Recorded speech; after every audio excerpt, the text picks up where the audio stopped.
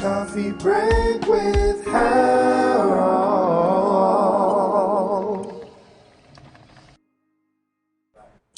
All right, so here we are again. It's another episode of your favorite show, Coffee Break, right here.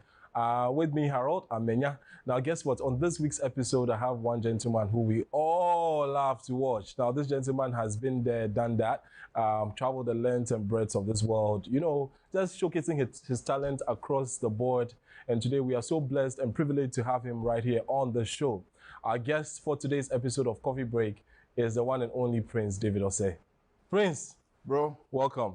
Thank you very much. Good to see you. Pleasure. It took a lot. They had to take a whole army to get you here. Well, you know how it works. Even you know how to make some personal sacrifices. I get it. I get it. But it's good to see you. You look well, as always. What's the secret? You are not aging. You're looking good with your my what? With your shape and all that. Oh, please. Unfortunately, I couldn't do it. Reverse psychology. But what have you been up to? Basically, you know, filming To Have and To Hold. It's a new TV series for Aquaba Magic.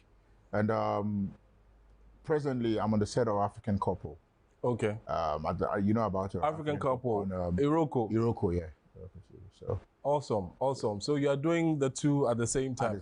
How do you manage to juggle between two productions, especially when it's a TV series? Because I know, you know, if you have an ongoing project and it's continuing, you have to be in a certain character for the longest time. How are you able to switch? Okay, so for To Have and To Hold, I think I'm almost done with my scene for this season, and I have the same look for the two productions, so that makes it very easy for me. But in terms of characterization, Steve in To Have and To Hold is different from the husband in African Couple, the African, you know, husband in African Couple. So for that distinction, I do it when I get on set.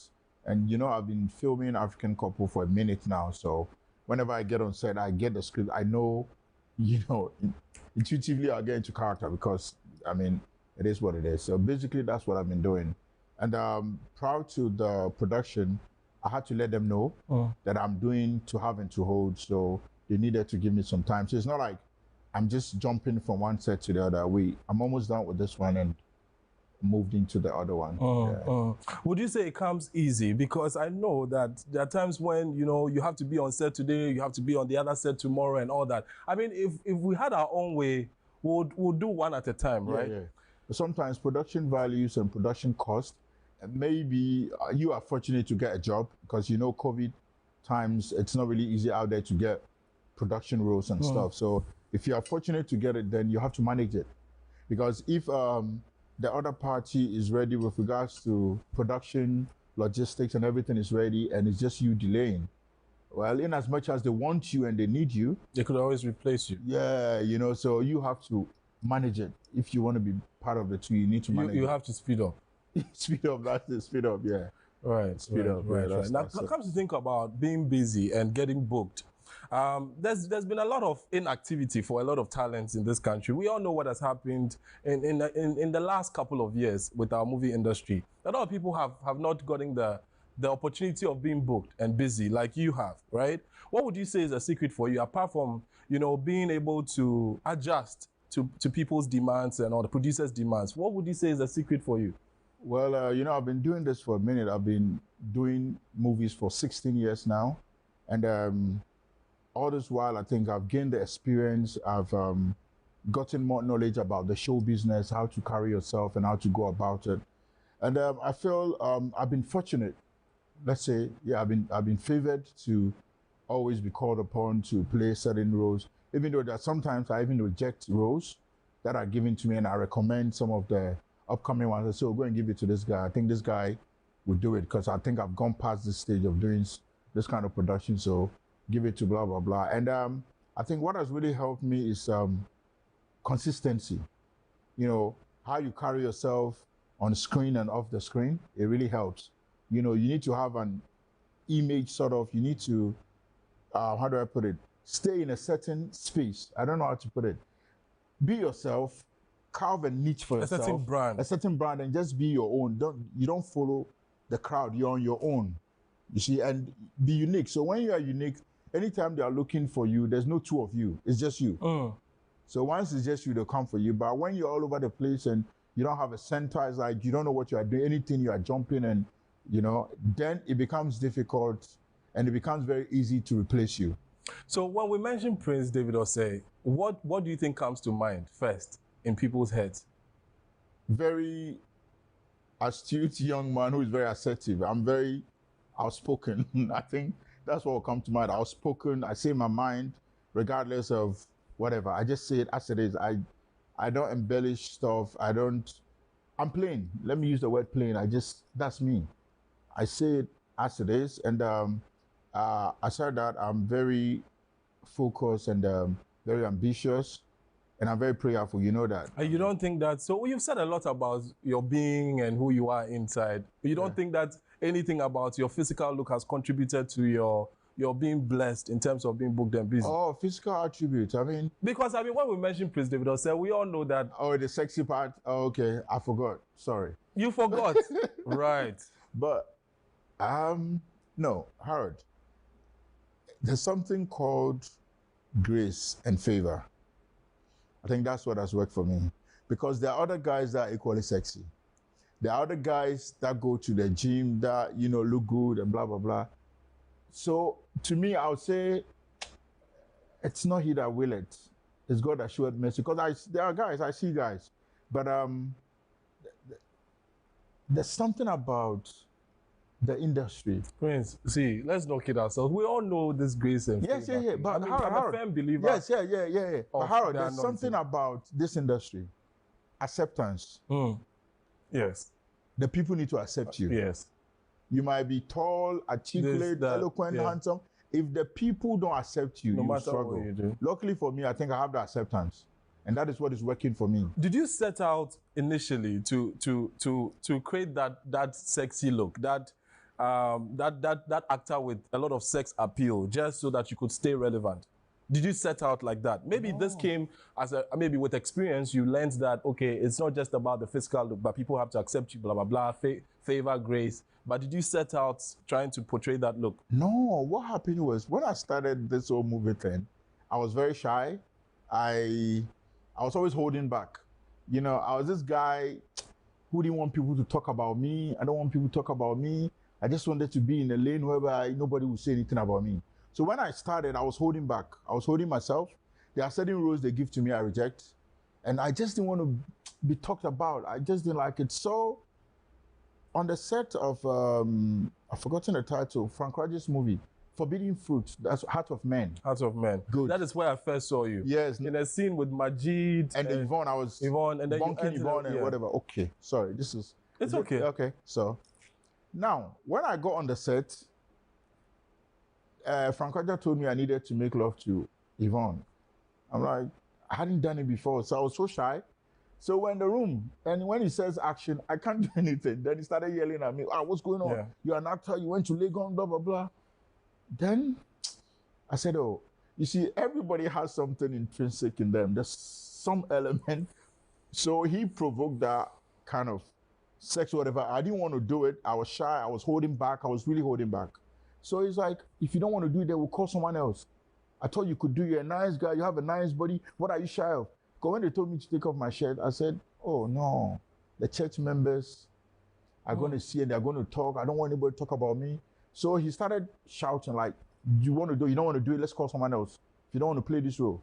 So Yvonne was looking at me. Then Yvonne said, Prince, it's acting. Had you worked with Frank before? No. I had worked with him on Passion and Soul. Yeah, when I was in Legon, I worked with him. So I knew how he rose. But for him to give me that role, obviously, he saw something beyond the normal Prince he was seeing. Because when we did Passion and Soul, I was just the cool guy who was a police officer, a detective. But this one was the sexy guy and I hadn't done it before. So he told me, take off your shirt. When I took it off, I was a bit reluctant. So he got angry and said, you don't want to do it, no problem. I can get you another role. Let's call someone else. Then I said, I'll do it. So Yvonne looked at me. Then Yvonne said, it's acting. Prince, it's acting. So do it. I know you can do it. And that was it. As soon as yeah. So was that the breaking point? Yeah, was that the breaking point? That was the breaking point for the Mr. Sexy, whatever you see. So ever since then, you decided... Since that time, I said, okay, maybe this is what I also have to give to the industry. I need to stand out as that guy who's sexy and whatever. Maybe that's what God has given me to excel in the industry. Because when I did that, everybody started talking. Then they started calling me in Nigeria. Who is this guy? Who's this guy?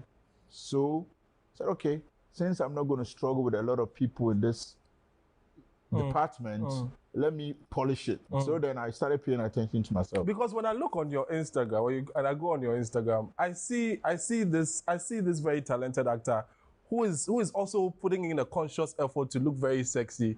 Yes. And to make people know that, listen, I'm the one with the most sex appeal. That's what I see when I go on your Instagram. Sex appeal, sex sells. You see, I've gotten a whole lot of endorsement deals from that based on the looks. Like, take off my shirt and Glowman, for instance. I'm a brand ambassador for Glowman, Haley and Haley, and it's because of the topless. They saw the body and like, oh, you are best to sell our product. So I mean, it's show business. So if you understand the money-making aspect of show business and the other aspect, you will excel because you are a show. What you show is what they buy into. So it's show business. So how do you handle all the attention that it comes with? I mean, we get it. The deals come through, but obviously we know that when the ladies see that, I mean, the girls will not let you go. And I know you also have a way of, putting a barrier between you and your female fans.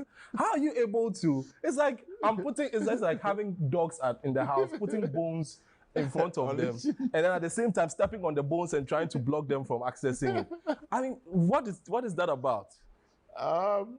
You see, it's quite interesting. Me and the female fans. I made a decision. I married quite early. So I made a decision that what I do will not affect who I am.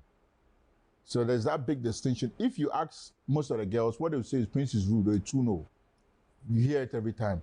Because the fact that you admire me and like me does not mean I should go to bed with you. No. I have many ways of managing them. A lot of them will probably text you, want to take you on a date, meet you. No, I'll not sit anywhere with you. Because in as much as I might have a clean mind and a clean heart, I sit somewhere with you. The next thing somebody takes a picture or take a video and they start saying what they don't know. So personally, the way I manage them is from afar. You see on my post, when they come up with those sexy stuff, I reply them, whatever. I even call some of them baby. It ends there, it's on the page. I post a picture, oh, come on baby, then it ends there. So I make them feel accepted, I make them feel appreciated. But there's that boundary. I don't think, how do I put it? The fact that you appreciate me or love me for what I do means I should, come in between your legs. I don't because think, I was looking on your Instagram and I saw that your location was tagged orgasm room, something like that. Something as premature ejaculation, all those things. Yes. Like literally drawing people's mind to sex.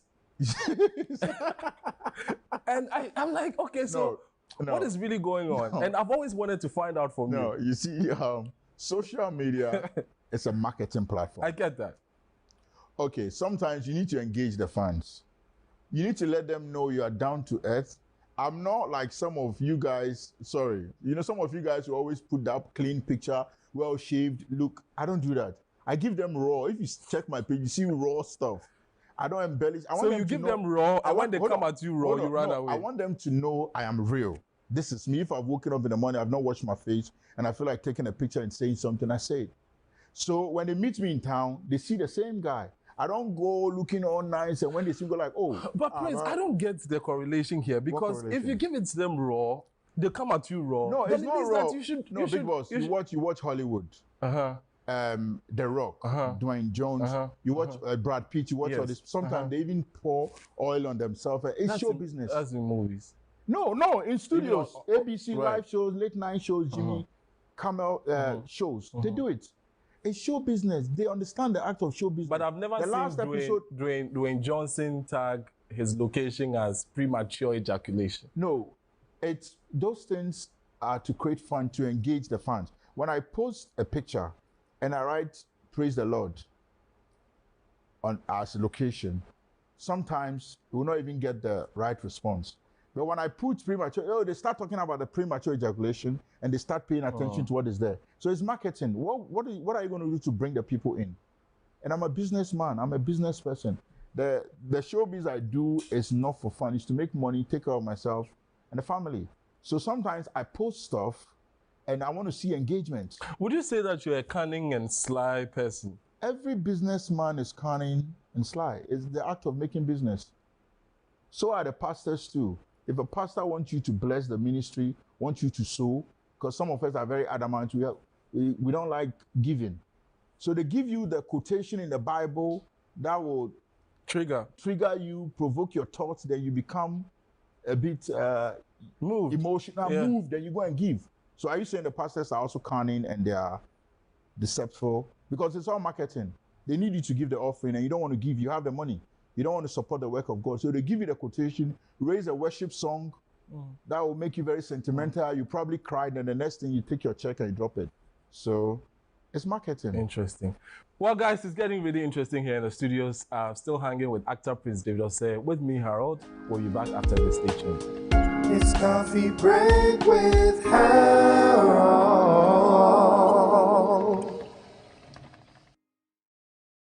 Welcome back. Now, David, tell me, one of the things that I admire, you know, it's something that I always share with anybody that I get access to. I mean, if I happen to speak about you, I tell them that you're someone who is you're very pure and very genuine with your being, right? And from afar, you might look very inaccessible. Like you said, the girls might look like an asshole. I know, right? Okay. But yeah, someone who is very genuine and also very, very generous, right? But a lot of people might not know that about Unfortunately, you. What would you say has contributed to this being of yours? Okay, so growing up, I always say this, I grew up from a very humble background. How humble? No, I mean, I'm talking of a poor home. Okay. So where there was no food to eat? Or when it wasn't like there was no food to eat, but certain... you get my question, right? Because there are degrees of humility. Oh, no, it's not that poverty that will make you stupid. Right. No. It's that thing that you want certain facilities or you want to enjoy certain pleasures, and you lack them. You save it for Sunday. Right. Because your mother... So a bit of scarcity, yeah. Yeah, a bit of scarcity here and there. And aside that, the fear of God was infused in me at a very early age. At the age of 7, I started praying on my own and knowing there's a God and knowing that when I pray to God, God will listen. So I'm a different breed. So I started praying on my own and most of my siblings would be going, what's wrong with this guy? So I was doing that. So that brought me closer to God and I kind of knew what was ahead of me. At the age of 17, I knew I'll be a star one day. I knew a lot of things about me. I was dreaming and I was seeing them. Okay. So when I see them, I write them down. No prophecies or anything? No, I didn't know any prophet. I didn't know anybody.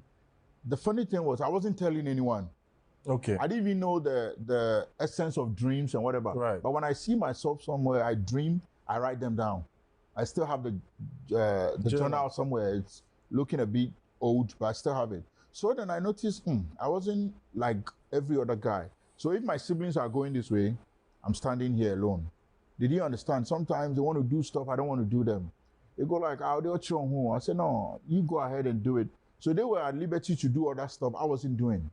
I was always focused on the books and I was always trying to help people. I think that's a gift because it's not everyone that can help. You know, I always tell people giving and being generous is a gift. So I told God, if he blesses me and he makes me resourceful, I will also lend a hand to people. I'm that guy that can give you my last $1,000 and you won't know. You won't know, yeah. And I'll walk away. Yes. Yeah, no, I'll just give you and I'll walk away, hoping that the next hour or minute I'm going to get some. And anybody that has come close to me that I've been a blessing to, they say, you know, it's good to give. To me, giving has been some kind of defense. When the people rise against me and they do stuff, because of my generosity and a clean heart, I think it fights for me most of the time. And I believe when you get the platform or you become a person of influence or affluent, you make money or whatever, the reason God gives you that opportunity is God searches your heart. God knows you are going to be a good distributor. You can move it around. Of resources. Because, you know, when I started making money, like when my fame really rose in 2011 and I was making money, I take care of my siblings, everybody, and my parents. And at the point, I became arrogant because I had seen money and I can buy cars, go to America anywhere I want. It got into your head a bit. It got into my head a bit. So I started misbehaving. Like, if you like, instead of me being humble when I'm helping, I go like, so I was doing that, and one day I happened to go to a church. And whilst the church service was going on, I was sitting at the back. Then word of knowledge came. Then the man of God said, the guy sitting over there, blah, blah, blah. The reason God has made you who he has made you is because God knew your heart from the beginning. And he knew you. If he blesses you, you'll be the right person to share it. So most of the blessing that comes to you, it's not yours. It's not yours. Don't be arrogant, or God, or else God will cut you off. The reason God blesses you, because God knows you can distribute it. So he gives you the blessing for you to distribute among the people, and don't be arrogant about it. So when the man said that, it humbled me. Then I started paying attention. So I came home and, turned over a new leaf. I noticed now I had gone astray a bit. So I started conforming my ways, and, I found myself back. So since then, I've been very humble and loyal, because I know whatever it is you have, God put you in that position, or God gave it to you because he wants you to help other people.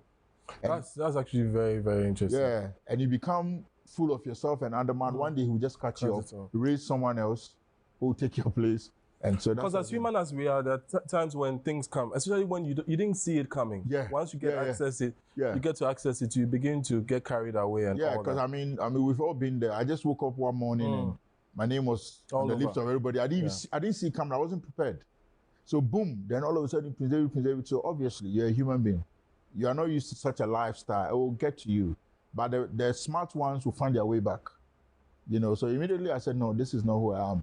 I need to go back to my days of Kokomlemle when I was coming up, when I didn't have anything and whatever. So interesting. Now your personal life, not personal life per se, but your family life is something that you have done very, very, very well in keeping away from the masses, right? I mean, you're one of the few people who has had a family for a very long time. Yeah. But people don't know about it. Yeah, so when they speak about me sometimes, I just laugh. I mean, we attend the same church. You know my wife, you know my kids. How have you managed to do that? Especially because of the attention you get, in terms of how you carry yourself and the attention you get from the opposite sex, and even sometimes the same sex, right?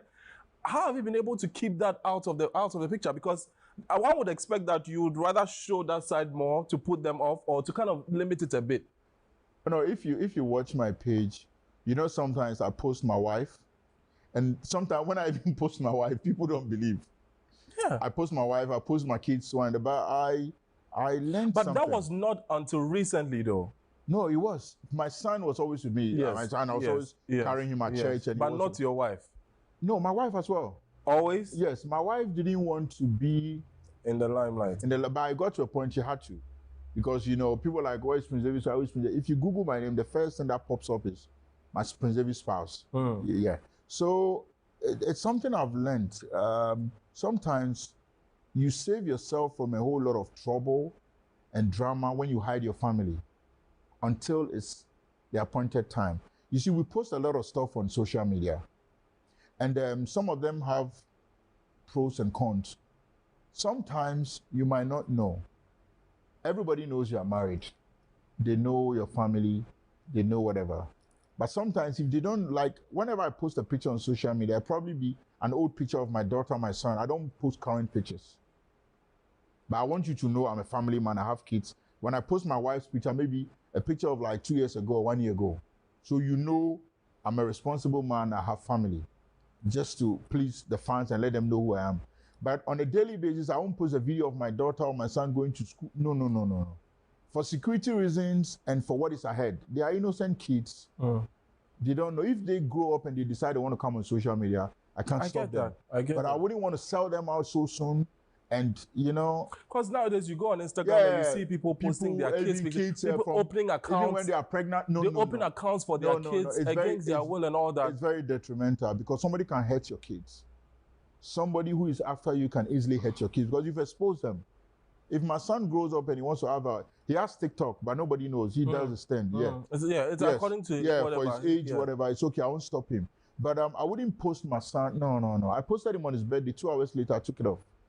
I recently saw a post by one Nigerian artist manager and he was addressing an abuse, a verbal, whatever, online abuse online that had abuse, been meted out to another celebrity's child. Oh no. And he was trying to address that. But my point was, if that celebrity hadn't created an account, first of all, for their child, nobody would go after the how child. would someone have had access to them? Thank you. You Because know?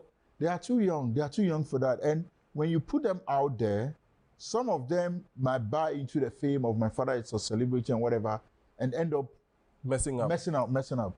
So you keep them out. Sometimes when he goes to school and they say, oh, what does your dad do? My dad is a superstar. My dad is a movie editor. You know the white people. Yeah. So they've Googled my name a couple of times, and you come to school and you're so quiet. You should be, no. That's how I've trained him. Nana, you are just another boy out there like the other people. Don't expect to be treated differently. So that when they don't treat you as you think you want, you won't be surprised because life goes on. But when you think you deserve something and you don't get that recognition, it worries you. So they are just normal people. So where's the family now? In the US. They've always been in the US. In the US. Awesome. So how have you been able to keep in touch with them? I mean, apart from all the phone conversations and all that. Oh, 24/7, they're on my phone, video calls, anybody can call. But I'm always in and out in America for some time then, back That must be expensive.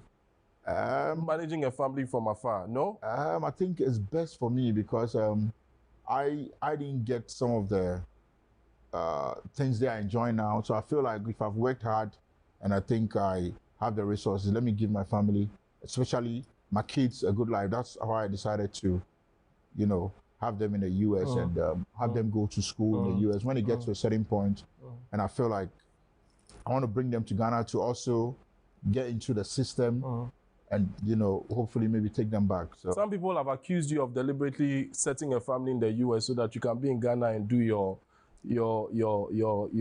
stuff, so to speak. Like what? To get to mingle with girls and to get to have your way with girls. Oh, no. It's that's the dumbest thing anybody would say because me as a person, I don't even work with girls.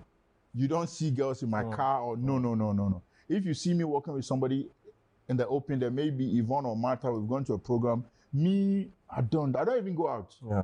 I don't go out. But like they say, people always judge what they don't know. It's assumption. Yeah. And I've come to this realization that what you think of me or what you say of me doesn't really matter. It's an opinion. It's your opinion. It's about perspective. This coffee mug is white. Yeah. I can see it and say, no, it's cream. It's my perspective. That's how I'm seeing it. So I always want to indulge people and appreciate them for their perspective. That's how they see life or whatever. Because once you're in the show business or in the limelight, people will say anything. People don't even know you. Sometimes I hear some things about me and go like, hey, really? I've not met these people before. They don't know me. They just see you on TV and the next thing, they've given you some kind of branding. They put you somewhere. And when I hear some, I laugh. I say, hey, it's unfortunate, but I mean, those are some of the hazards of the job we do. And it will be very foolish to want to explain yourself to people. Oh, I'm a nice guy. I'm generous. I'm this. No. Yeah. Let them encounter you. A lot of people meet you go like, oh, wow, Prince, I didn't know you were this humble. I didn't know you were this nice. I go like, what you see is what you get. So, I mean, it is what it is. Indeed, it is what it is. We're still hanging here with actor Prince David Osei right here on the show that you cannot afford to miss. Stick with us. We are back after this. It's coffee break with Harold.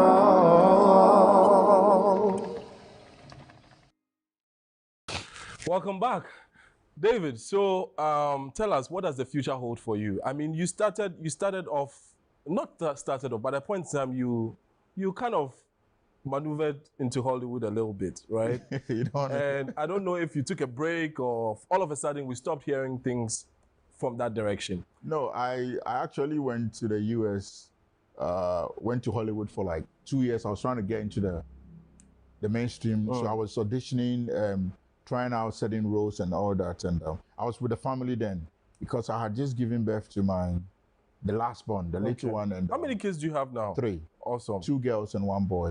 So I had to go and, change the diapers, help my wife. And so I was basically in the US trying to, help my kids grow up and be a responsible father.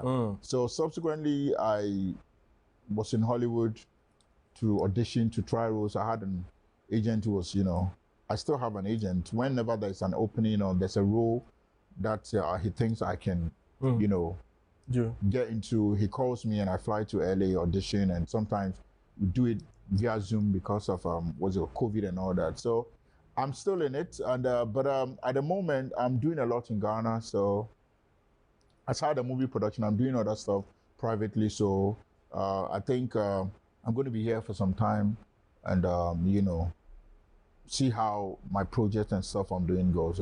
But aside that, you know, the normal visit to the family every now and then, it's still on. Yeah. There've been a number of actors who have ended their careers or at a point in time branched into politics. Is this something that you consider? It's not about ending a career. I said it on the City TV the other day that I'm going to be the president of Ghana, and some people didn't understand. Some people don't get it. But that's their problem. We've had this conversation before. Yes, I even told them. You were asking me, how did I know? Aside me knowing personally, it's been prophesied. And those who believe in prophecies and the way God speaks to people and the way God say what is ahead of you and whatever, will understand. So it's not like I just decided to get into politics because I think it's fun or because it's a calling. It's something that will happen. So as a matter of fact, we all get prepared for what is ahead of us so that when the time comes, we don't have to prepare. So this like the process. I'm going through the process. I'm enjoying the insults, the backlash. So I'm getting to understand how people reason in Ghana, how they see stuff. So one day, if I'm on the seat as a president, I'll know what decisions to make and what decisions not to make. So it's not been fun so far. I've got, you know, attacks here and there, but I mean, it's all part of the process, so we're good. So which year I can't tell you. Power? But you know it. Do you know it? I know it very well. But you can't disclose. I can never. You want them to kill me before it comes? No. Joseph told his brothers a dream. And he was Joseph, sold. yeah, he was sold. So fine, it's vague. I am saying I've become a president. So if you like, you can say I'm bluffing. Whatever you say.